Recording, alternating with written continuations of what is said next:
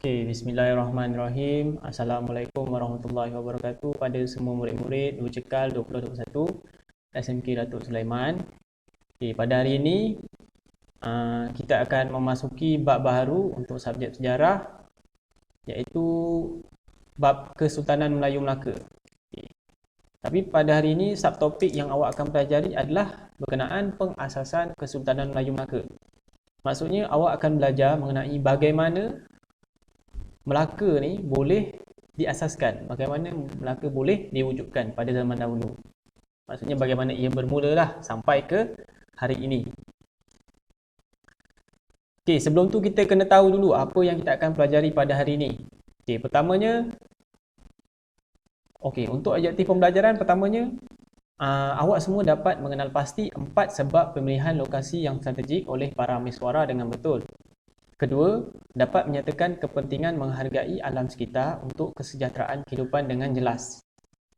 Untuk kriteria kejayaan pula, maksudnya bagaimana ataupun apa yang membuktikan bahawa awak dapat capai objektif pembelajaran tu. Pertama, awak dapat menuliskan sebab pemilihan lokasi strategik dari sudut laluan perdagangan. Kedua, awak dapat menuliskan sebab pemilihan lokasi strategik dari sudut bentuk muka bumi. Ketiga, awak dapat menuliskan sebab pemilihan lokasi strategik dari sudut benteng pertahanan. Keempat, dapat menuliskan sebab pemilihan lokasi strategik dari sudut terlindung dari tiupan angin monsun. Dan yang kelima, dapat menuliskan kepentingan menghargai alam sekitar.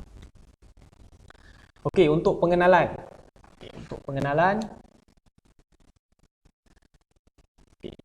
Kita kena tahu bagaimana dan siapa yang mengasaskan Kesultanan Melayu Melaka ni.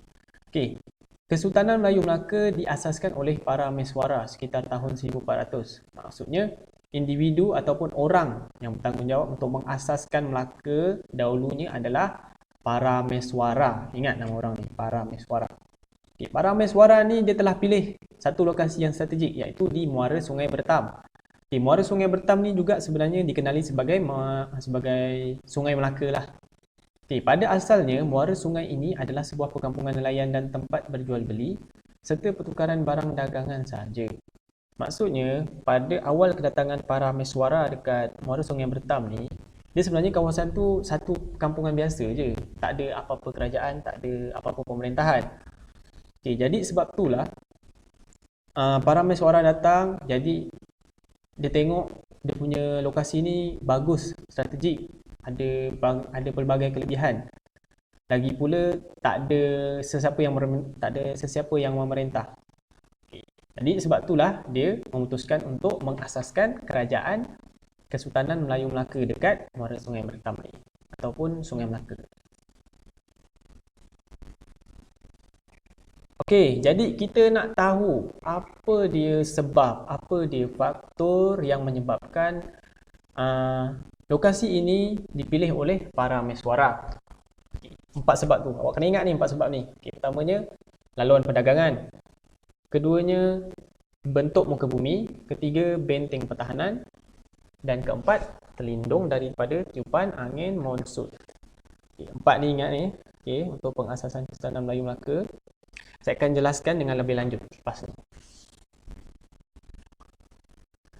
Laluan perdagangan.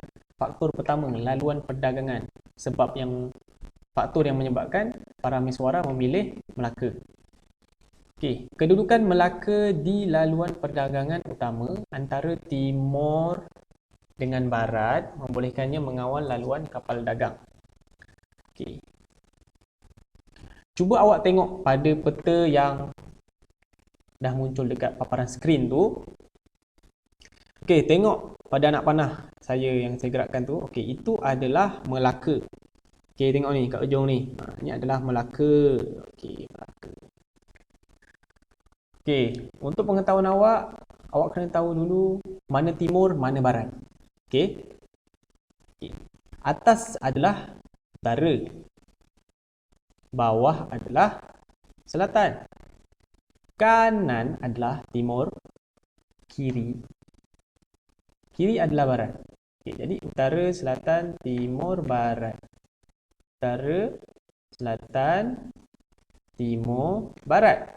Jadi timur adalah bahagian mana? kita letak Melaka ni kat tengah-tengah kan. Okey. Okey, jadi timur adalah China. China ni bahagian sini. Okey, barat adalah daripada India ni sampai Portugal sampai Tanjung Harapan ni adalah barat.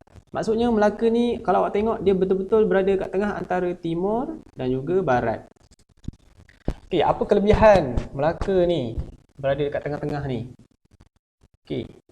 Sebenarnya dulu, okey, pedagang-pedagang barat ni dia akan berlayar, okey, berlayar ataupun berdagang sampai ke timur iaitu China untuk mendapatkan barang dagangan dari China tau. Sebab China ni dulu ada banyak bahan-bahan dagangan yang berharga, contoh macam emas, kain sutera, kapas dan sebagainya tau. Okay. Jadi bila pedagang-pedagang dari barat atau Eropah ni, contoh dari Portugal, okay, dia nak pergi daripada barat ke China atau iaitu timur, dia perlu melalui satu laluan yang jauh tau. Okay. Dari Portugal ni contohnya lah, dia daripada Portugal dia berlayar, tengok garisan ni, okay, dia berlayar, dia berhenti di Tanjung Harapan. Okay, Tanjung Harapan ni dekat Afrika. Okay.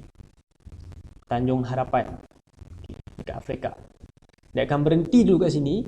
Okay, sebab apa dia berhenti? Sebab dulu mana ada teknologi kapal yang kapal macam sekarang kan, tak boleh pergi terus secara, tak boleh berlayar terus, kena berhenti. Okey, jadi dia berhenti kat Tanjung Harapan.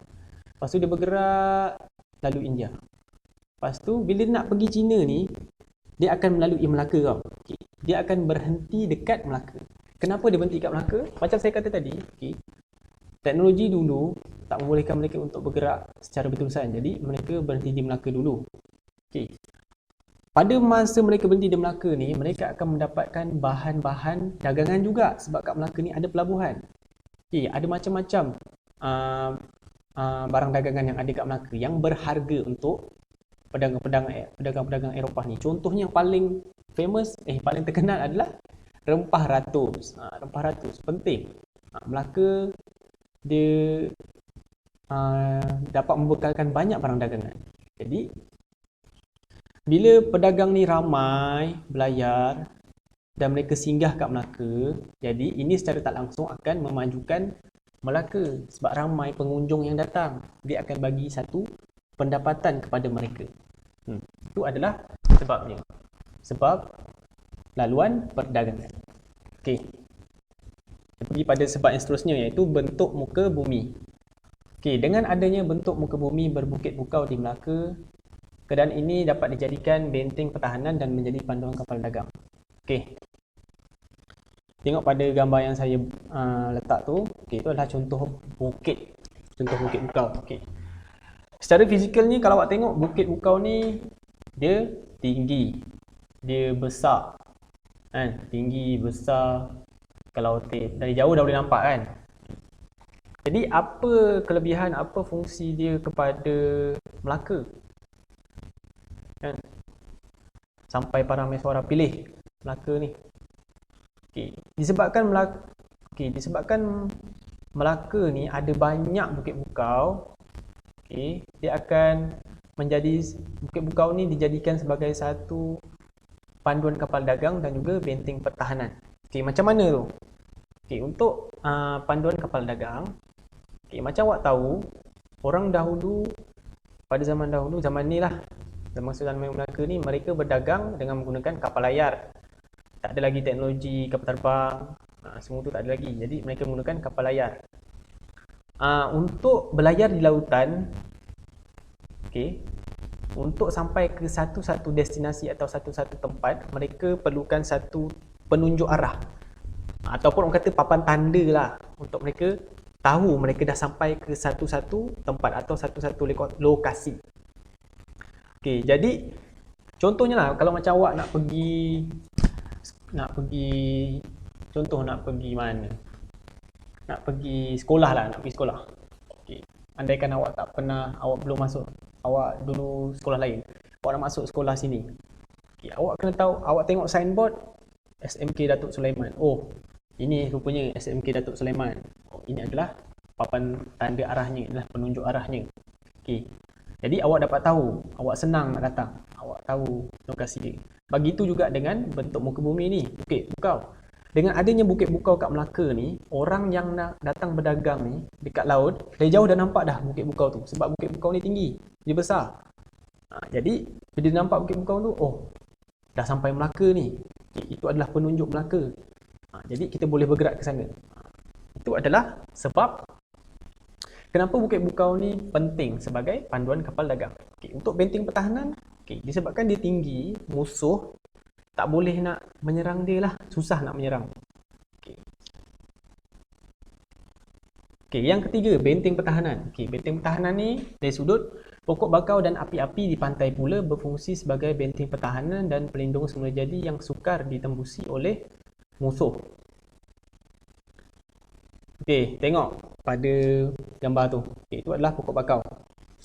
Untuk pengetahuan awak, dekat Melaka ni, terutamanya di pesisir pantai, keliling pantai tu, ada banyak pokok bakau. Bagaimana pokok bakau ni boleh bertindak atau berfungsi sebagai benteng pertahanan? Kalau awak tengok sifat semula jadi pokok bakau tu sendiri, dia bersifat hidupnya rapat-rapat. Awak tengok dia punya akar jangkang dia rapat, dia mampat, dia padat. Jadi tinggi. Jadi bila sifat dia macam ni, akan susahlah untuk musuh, utamanya orang, tentera dalam bilangan yang ramai untuk menyerang Melaka. Mereka tak boleh masuk sesuka hati. Jadi keadaan ini akan memberi kelebihan kepada Melaka untuk melindungi diri mereka daripada ancaman musuh. Untuk yang terakhir, terlindung dari tiupan angin monsun. Muara sungai di Selat Melaka terlindung daripada tiupan angin monsun. Ini membolehkan kapal dagang datang dan berlabuh di pelabuhan Melaka dengan selamat. Awak tengok pada gambar rajah tu, anak panah saya yang saya gerakkan ni.